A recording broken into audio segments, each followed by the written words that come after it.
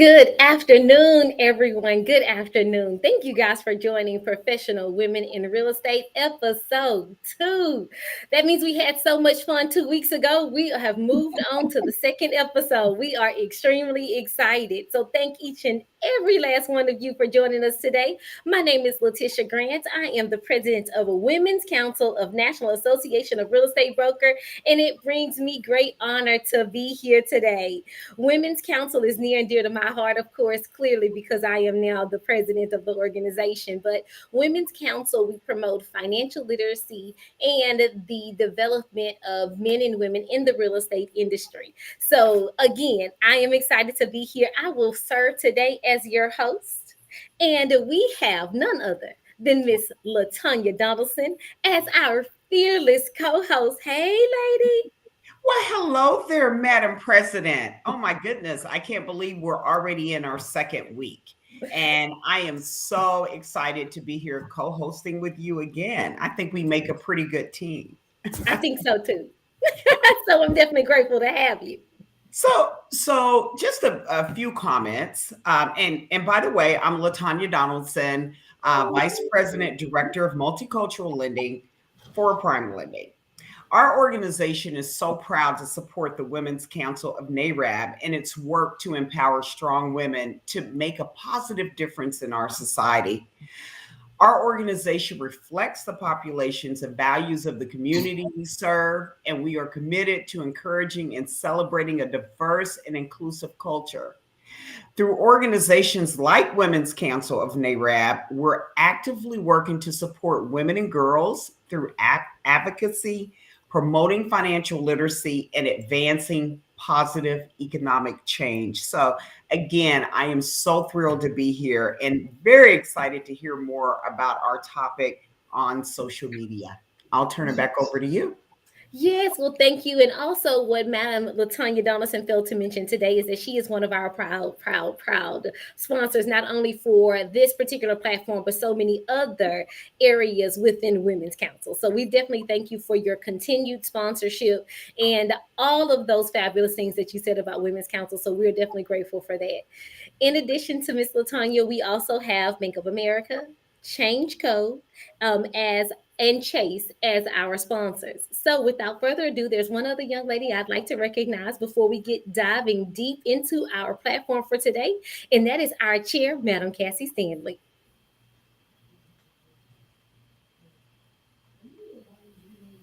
She has me. Okay, thank you for unmuting me. It's a pleasure to be on our second episode. I am so excited to be on the platform with these ladies today.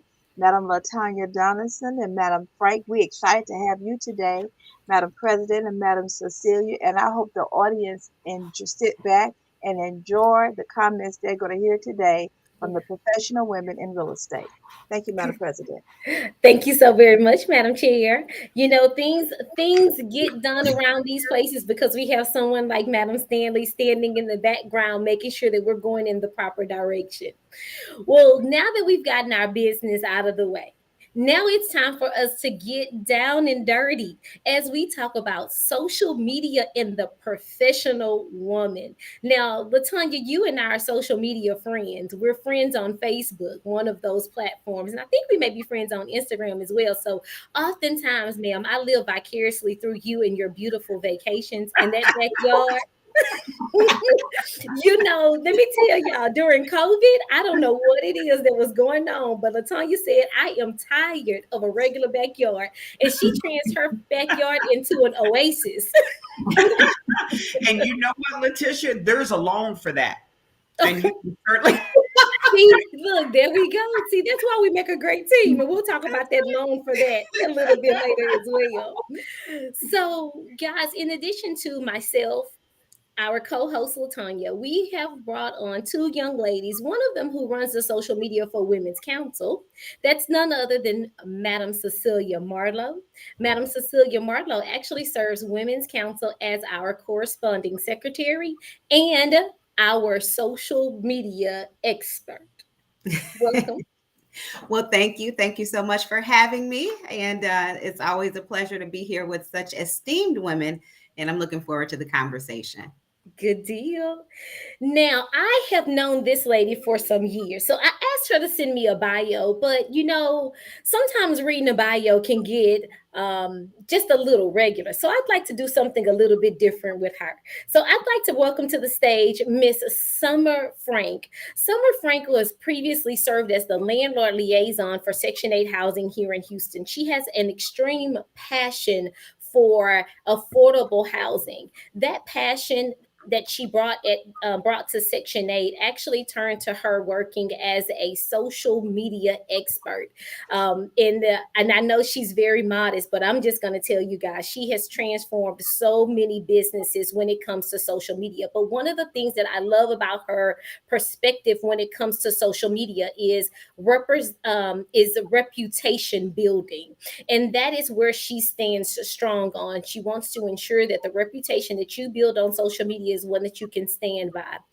We also talk often about likes not equating to financial gain. So those are some of the things that I have her to bring to the stage today. Summer, you have served with us on so many different levels and so many different platforms. I want to publicly thank you for being here whenever I need you. Ladies and gentlemen, welcome Summer Frank, also known as Frankly Summer, to our stage. Oh, thank you so much. Thank you for having me, and I appreciate what you said. So yes, I am very passionate about the things I like, and I go all in. So it looks like we have passion all over the platform today. Yes. Love it. Well, here's what we'll do. Because our audience came here for a reason, and the topic is social media and the professional woman. Oftentimes, and it took many of us some time to get acquainted to social media, and social media doesn't just mean Facebook. So I'd like to kind of start talking about the reason why we're even here. So let's just jump right into it, and I'm going to start with this statement. In 2003 was the launch of the platform called MySpace. Now, if I'm dating myself, oh well. So I actually had a MySpace account. Since then, there have been several platforms to make a wave across the country. Summer, why do you think that social media has gained so much traction? Social media is one of the ways where you were initially able to connect with your friends and family who live out of state or maybe even out of the country. And with everyone getting on the platforms, it now has led to businesses using that as opportunities to reach their target audience. I love social media. And when you mentioned MySpace, I spent countless hours building my page with the right music and the right everything on MySpace. And now that I look back, I guess I kind of realized that's whenever I knew I liked social media, when MySpace was out, because I was always on it. But I just think it's a good way for you to interact with other people and understand what people are thinking, have conversations, and just have fun, especially during COVID. You know, how we were able to go live all the time. I never was really big on going live, but suddenly I started joining these different groups and doing the different happy hours, the virtual ones. And so it just made sure that we were able to connect with people and still feel alive. But social media is only going to continue to grow. I mean, it's only been around for a short period of time. Can you imagine what it's going to look like in the next 50 years? Yeah, absolutely. So I think this nicely segues into the question I had. So, the subtitle of our episode is social media. It's the new, or the subtitle of our episode is social media. It's the new way of life of can we do without it? So Summer, from your perspective, what would you say? Are we at a point that we cannot do without social media? I know I can't do without it, but I think that social media is here to stay. I can say that most of my clients, when I first started, they tend to be individuals who made their careers, of course, before social media was popular.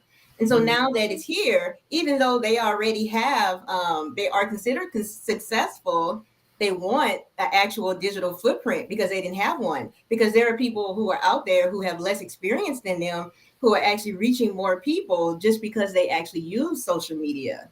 So for that reason, I do believe it's going to be here to stay. And I believe that if you want to own a business or be successful in any kind of way, you should definitely join the bandwagon. But you You just have to be embrace mindful. it.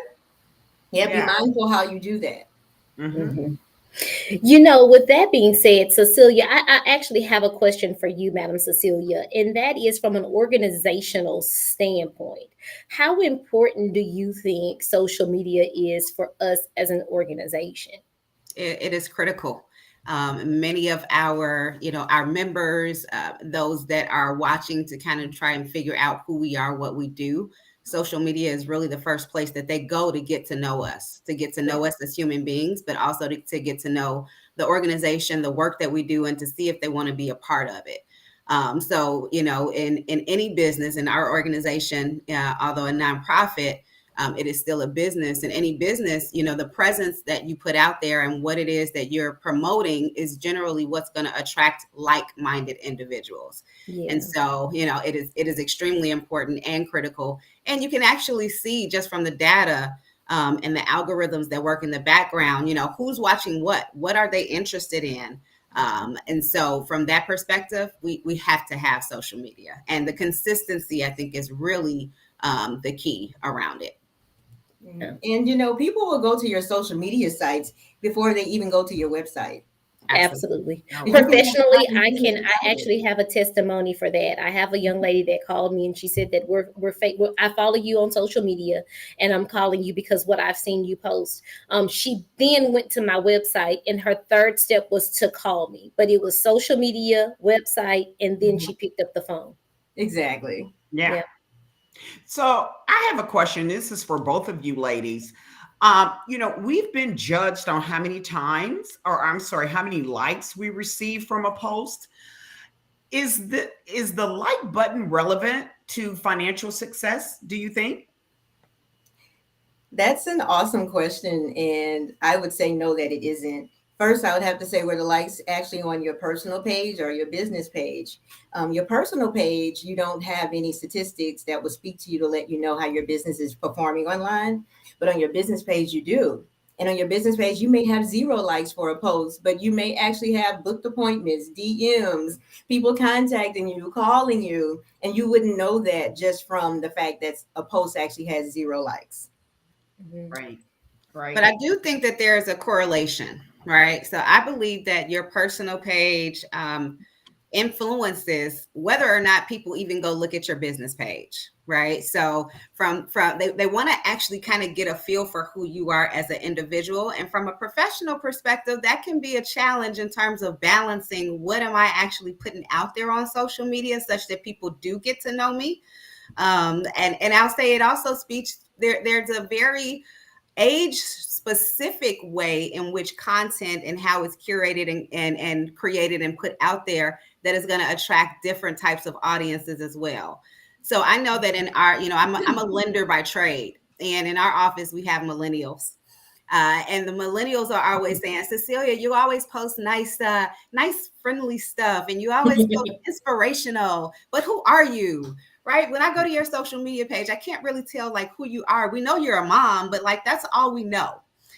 So I've been trying to get better, but me personally, I'm super private. Like I don't want everybody in my house. Well, so which brings me to, as industry professionals, is it important that we maintain a level of professionalism virtually and in person? And give us some tips on our social media presence. What are some of the things we should not post as professionals? And how do we get the audience to know us without telling them everything, which you just talked about? Yeah. Very good question. That's a really great question. I personally think my grandmother used to say everything ain't for everybody. Come on with the grandma quotes. So there are some things you are not going to see me, for example, in Jamaica in my bathing suit. Now you might see me in Jamaica, with a nice sundress on, right? So you still get to see a glimpse of, what my personality is, what I like to do.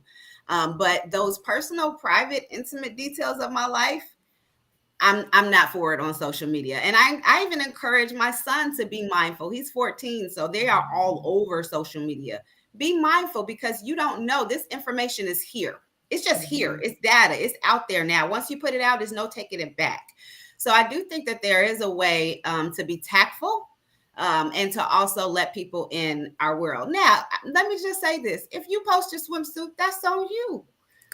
I'm not judging. I'm just saying what works for me and what doesn't work for me. Yeah. Right. I think we're similar on that. I don't I'm private as well. I used to post more, but once my business picked up, I really don't post as much on my personal pages. However, for my clients, I am very mindful. Yes, I manage your business page, but I also manage your reputation. Yes. And if you being a swimsuit matters for your industry and what you're doing, then let's do that. But if it's something where, depending on what your job is, what do you do for a living, then I'm going to tell you. I will always give the honest opinion of things, and we can decide how much we can or won't do from there.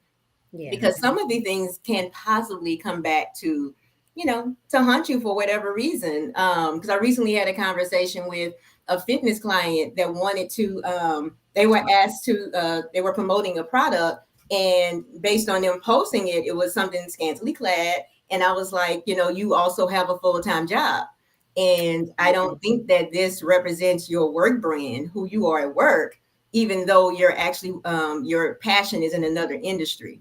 So I think those are all the things that we have to be mindful of, because it's very important. That really can come back to bite you. Can you imagine if you have a side hustle and then somewhere at work, you're having a conversation with your boss about what you did on the internet because of your side hustle? Yeah. So no, I'm not okay with that. We can talk about it, but if I see it, I promise you, they will get a call from me, a DM. I think that there's rewrite this. I'm gonna rewrite this for you, and you just copy and paste. Here's the deal. There's no manual out there, right? Right. Sometimes I always say there needs to be a book on social media etiquette. Because, to your point, I mean, even people with that I know professionally, I'm kind of blown away sometimes, like, oh, I didn't really need to know that about you. Yes. Agreed. But you know what? I think most of this conversation is that there needs to be a happy mix.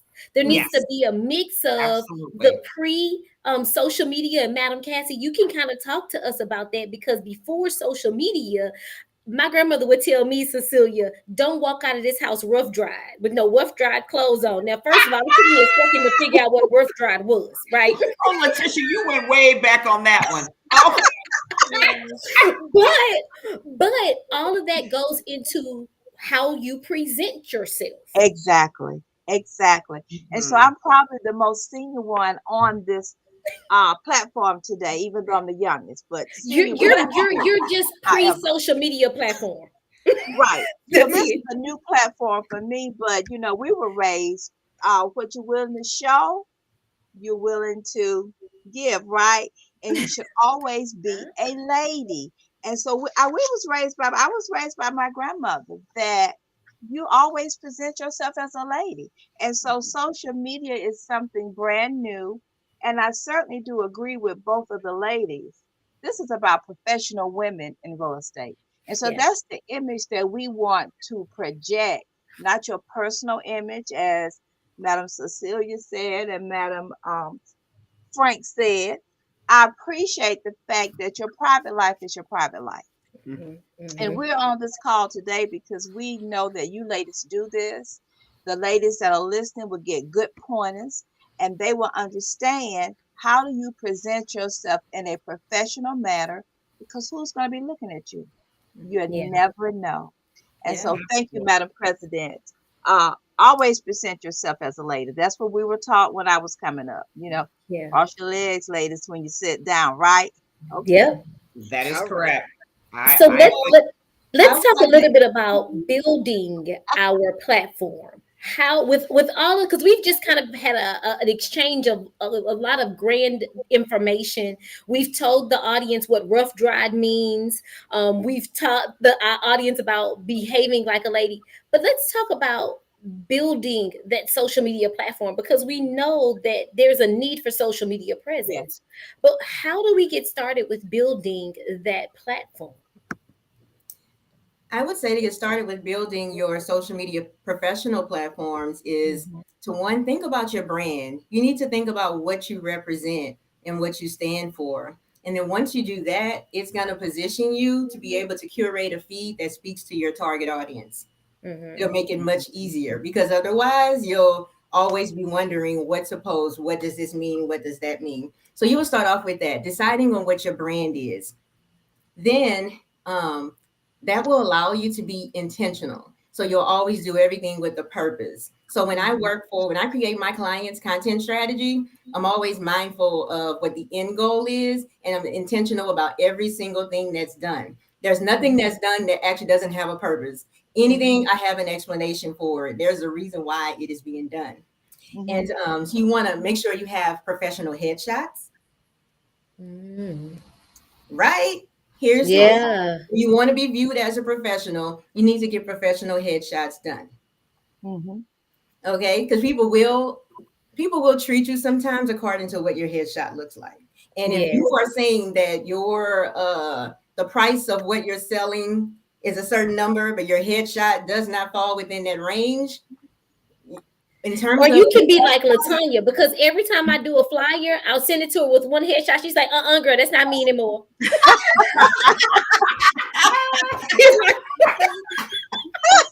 my point. That is my point. That is very good. Point. So once that is you do hilarious. That, you can have one picture. You don't even. I have the same picture on all my social platforms. Anywhere you see me, you know that it's work related. It's the same picture. Yeah. In some branding photos, and I use them everywhere. So it's consistently the way I look everywhere. And then, so once you do that, now you're ready to decide what platforms you want to be on. So decide what platforms you enjoy the most, you're probably going to engage with the most, but also where your target audience is. Yeah. So if the target audience isn't on TikTok, you don't have to be there. So again, this is to both ladies talking about TikTok. So we talked about MySpace earlier in the conversation. So YouTube launched in 2005. We gained knowledge of Facebook, Instagram, LinkedIn, Twitter, and some point over, in the last 20 years. Now we have the popularity of Reels that I still don't understand, and TikTok. So first of all, share what those are for our viewers that are not familiar, and then tell them why you feel they have become so popular. And I would say probably in the last, I know TikTok for sure, in the last couple of years. So I'll jump in. So let me just first say that I have a TikTok account. However, my 14-year-old saw the app on my phone and said, "Mom, you are too old to be there." Okay. So I'm embarrassed now. I do not TikTok. Very good.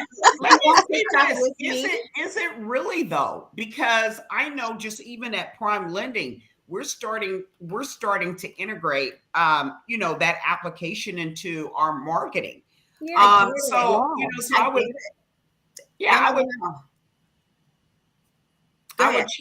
would challenge that. I'm starting to see a lot of more professionals leverage TikTok to, for their businesses. You know what, Latanya, I'm going to jump in and I'm going to tell you, I TikTok because I'm not really savvy at establishing a video. And I have been able to create videos in the manner that I want to using TikTok. And I've done it even with the homes that I'm selling. So I chop it up, break it up, add song to it. So I've used it as a method of establishing a video. Now that's what I use Reels for, right? Okay. What's the difference of the two? Is it just preference? I think it probably is. And I think audience reach, I feel like, depending upon, again, what Summer said in terms of where is your target market, right? So I don't know that the person that I am, who is in my target market is necessarily looking for my TikTok, right? Now, here's the other part about that. I don't really do well with dancing on the screen, right? So again, there's that separation of home, like at home, fine. On video for everybody to see me make the misstep, probably not. right? So, Yeah. so that for sure Very is my good. personal preference, right? So with the reel, I can actually assemble various pictures that I have, still pictures in my phone, add music behind it, put a couple of little splashes somewhere, and still get the same type of traction that I want. That a TikTok, which I'm gonna overanalyze, probably not feel good about. It's just so okay. So the answer to your question is, for me, reels are safe. Okay. That's That's the answer. a good answer. I actually like both of them. But of course I'm on Instagram most of the time. That's my favorite platform. But I think that TikTok may be easier to use if you understand it to create your content. But for Instagram, I actually find it faster just because I have content on my phone. I can pull a video in there and do that. And most of my clients are there as opposed to TikTok. So it's just easier because I don't have to remove the watermark from TikTok in order to post it on Facebook. I mean, on Instagram. But yeah, I prefer the TikTok creating the content on there, but I like Instagram better. See, Gotcha. Madam Letitia. I don't know if listen. I'm seeing part 2 coming on because I'm like, we need tutorials. Yeah, exactly. Oh, Exactly. Agreed. Agreed. I was about to say that. Yeah. Yes, because I'm just feeling so lost right about now. Look, And let and me look, tell you, it's your like when we son, when he attend the mentioned, meetings and they're using the scan code, we need more information. that's right. Your Okay. son, who suggested that you delete the app of TikTok, is probably because he didn't want you to see what he's TikToking. Yeah. We're mostly not. So we have an agreement. We're mostly not social media friends. He told me I should stay on Facebook. Instagram is beginning to age me out as well, per his opinion. Okay. LinkedIn, he doesn't care about. I'm not on Twitter. He's on Twitter. So, but my siblings are friends with him. So he knows that he's got to keep it clean. Yeah. Okay. But so I am on Instagram. I do like Instagram. I think that that's a great way and a great age group and demographic, for me. But TikTok, and the reality is, even once I downloaded TikTok and I told him, I said, well, hey, look, I'm about to post this. And he's like, well, you're using it for the wrong reason. I'm like, Oh, but what am I supposed to be using it for? I'm just so I agree with you, Madam Cassie and Madam Latanya, that we probably need a class to understand which platforms are for what usage and for what target. exactly. Yeah. Very Well, good. reels for me are hilarious. On TikTok, I actually find, like, for me, the reason why I liked reels and TikToks a lot is because I learned things from it. And that's where I end up getting content from for my clients. So I'm always looking at hashtags and seeing what's going on. But I find my age group on TikTok. Mm.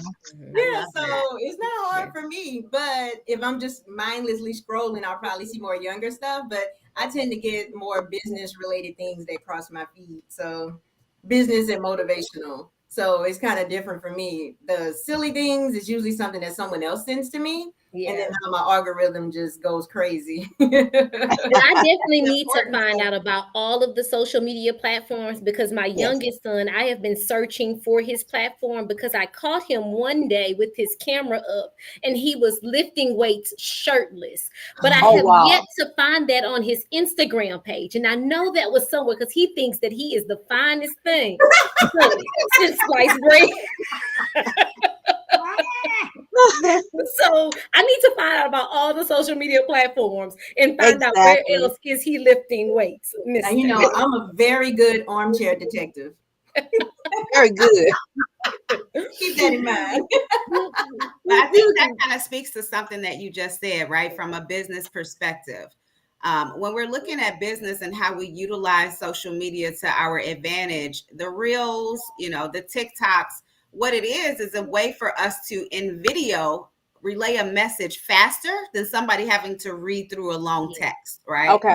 And so, again, my son will look at my YouTubes and he's like, Ma, that's way too long. Like a minute is most, right? Okay. The way in which we want to, and many generations now, I think, wants to be able to dissect and process information is video. And they want it quick, clear, concise. Yes. Yes. Yeah. So, you know, And that's a something very also that we short want to be mindful of from a business perspective. And Reels allow us to do that. You know, TikToks, I guess, allow us to do that. But that video piece is something that I think is really becoming important as well as as we continue in the business world. Right. And yeah, I agree. The shorter the video, the better. Yeah. The more views and eyeballs you'll get on it. But in terms of the content, that's when you got to be mindful of who you're actually targeting. Because if you're targeting a millennial, if it goes longer than 30 seconds, if they give you 30 seconds, consider yourself lucky. But Yeah. someone our age, we'll definitely check it out and see what's going on. But Mhm. it does have to be short, concise, to the point, and that is something that you have to plan everything out. And so, just to talk about social media and how you get started, well, you can dive into also with content. You have to plan everything out, including how your reels will go, or at least what you're going to say. And that actually helps. Yeah. Starting with your brand is a great way to go. Mhm. Well, Cecilia, I think it's time that we bring our audience into this platform. What is it that they want to know?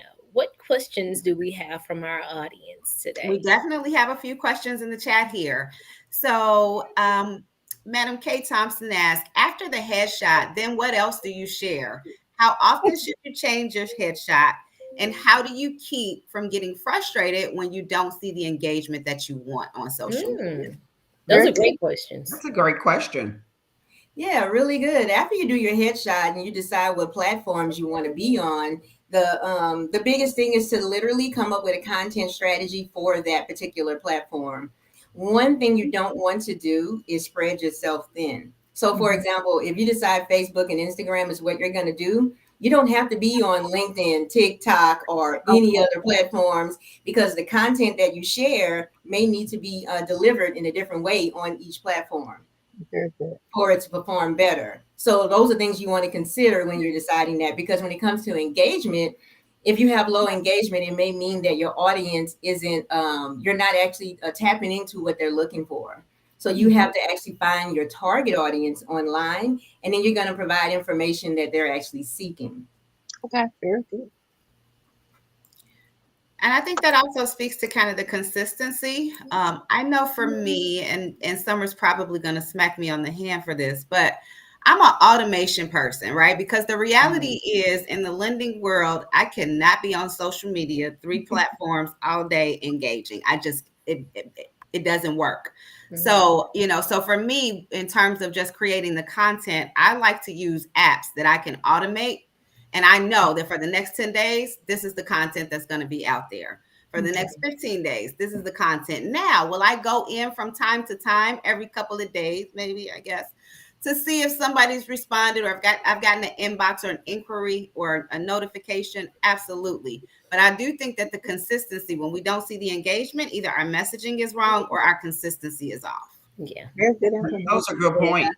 Yeah, Very I agree with you. But no, I would not. You're good with the apps. You're good with scheduling. Like, that's always the way to go. Because I schedule things for my clients, because I wouldn't have the opportunity to do each one individually. So yeah, scheduling is the way to go, because that's where you start creating your content strategy, and then you can plan it out for the rest of the year. You can go by quarter. You can do every 90 days and have a theme that you focus on. And then the next 90 days, you focus on something else. And you can have that already scheduled, where you don't have to actually daily post, but then all you can do is go back and look at the comments that you may have. So you can use apps. Like, I have a service where the comments will actually feed into the actual app, and you can comment there. Oh, So can we talk about some apps maybe? I think you know what, when she said that the comments can feed into one app, you can answer from there. See, that's where I struggle. I am known for being inconsistent when it comes to social media. You may see me one week, I'll have something every day. So I like to share from other places. I'll just share, and every now and then I'll have a bit of me. I'll give you a bit of Letitia, and then I'll go back to just sharing professional posts. But if we had one place, that would be awesome. So absolutely, let's please talk about some apps. very Can I good. share something that I'm really excited about for today? because I noticed that people do suffer where, like, if I say a pain point for a business owner, it would be the scheduling part, definitely. So I actually today I'm releasing my own scheduler. It's the Frankly Summer Publisher. And Okay, very good.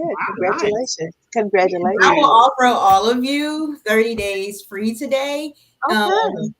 Yes, with I have a promotion that's going on, and I sent the information to Letitia with something that I'm offering, and it'll come with 30 days free. And I would also have a group session and answer all of your questions and show you how to use it. But I promise you, it would save you so much time. Yeah. And I did this based on my experience and seeing what people's needs were. Like, what's your pain point? What bothers you the most about social media and being a business owner? And it really fell in line with either captions or the scheduling part. And I can help with both. Okay. Oh, love that. Yeah. Very I'll good. certainly be in contact with you. And I think it will actually do all the things that Cecilia was thinking of and more.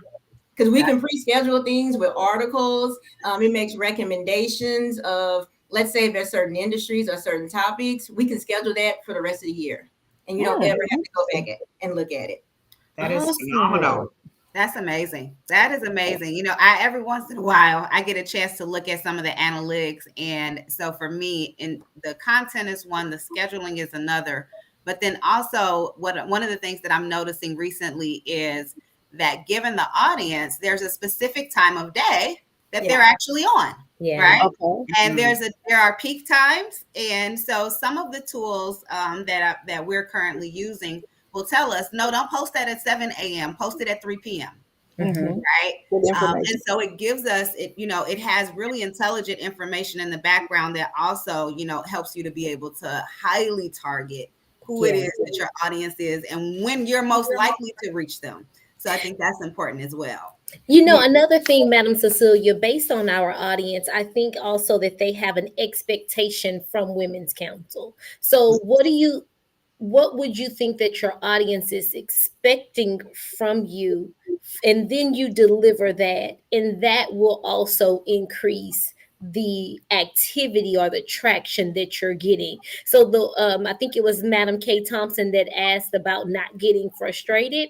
You then have to kind of think about it. I can't be Summer. I can't be Latanya. I have to be Letitia because my audience is expecting Letitia from Letitia. So when I go in trying to be someone else, I mean, I have a friend that I went to high school with. My expectation from him is that I can go onto his page at any given time and have a good laugh. So I don't really expect him to be serious on social media. I expect him to be fun, funny, and entertaining.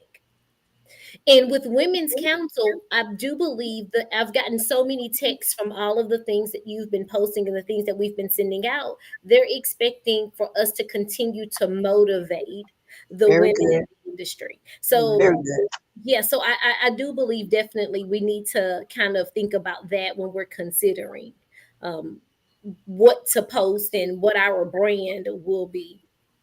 Absolutely. So, Madam Chair, yes. do you have any close? Because we are right at the end of We're our at the end, and you know what? We've been in business since 1971, but we have to get on board with the changes. And so these two ladies today have enlightened us and told us where we need to go, things that we need to do. The excellent questions that came from Madam Latanya was great, and I do agree that we need a training. But I know that the Women's Council is going to the next level. And just to be able to present the information received today and to hear the comments has been awesome. And so thank you, Madam President, for getting us to the next level. You know, I guess it's what level is this? It's not the millennium. It's the what level that we I am an exennial. Okay. So anyway, whatever level we're on, thank you for taking us on that platform today. And thank you so much for everyone who attended. Congratulations on your new platform that you're putting out on scheduling. We all need to know about that. And Madam Cecilia, you are very informed in the social media arena. We're proud of you. Thank Yeah. you so much. So it has been a pleasure as usual. And thank you, Madam President, and everyone on the platform today, and all of the people who signed in to hear about professional women in real estate and where we're going. Places. Yes. Well, I tell you what, Madam Chair, we don't want them to stop today. We want them No, to we don't. continue. And we want them to join us again on May 5th, where we talk about home ownership has a different definition for us. And it's the driving force for women homeowners. Yes. Very good. Yeah. So we want them to tell their friends, tell everybody. Yeah. Log on May 5th, and you will be blessed. You know what? I think we can just drop the mic right now. Log on May 5th, and you will be blessed. and guys, you know what? I have to make an announcement. You know, unfortunately, my fearless co-host had another obligation on May 5th. So Madam Latanya will not be joining us on May 5th. So I know. Miss you. We're gonna miss you. We definitely are I'm going to miss you ladies as well. But there is a one thing that you said during our broadcast today, and it was there is a loan for that. So I would like for you to close us out on the there is a loan for that, because next time when we're here, we're going to talk about the different meaning and whatever that meaning is, whether it's you want a backyard for your kids. And I tell all of my clients, your first home doesn't have to be your dream home, right? Because evidently when you bought it, it wasn't your dream, but you did something to make it your dream. So can you close us out on what that something was? Sure, absolutely. No, and I look forward to you guys having that conversation. But I was talking about a renovation loan, and I think that especially in the environment we are. I mean, what's the number one issue right now? There is no inventory. Exactly. Right? So I think that there are different loan products that we offer, many mortgage companies offer, that if we put enough education out there, you can leverage these products to kind of put you more back in the driver's seat. So what I was talking about specifically on that, my personal testimony, I used a renovation loan. Okay. And that's how I was able to, to your point, Madam Letitia, go create dreams in my space. So there are a lot of different products out there. And I think that the old adage, it takes a village to raise a child. And I think we have the right platform to educate, particularly in our community. When we look at we're lagging behind and the homeownership rate. So, but there are products that are out there that can answer, some of the things that we're experiencing right now. Very good. Thank you. Thank you, everyone, for joining us, and we will see you on May 5th. Thank you. Thank you. All Thank right. you. Enjoy. Thank you.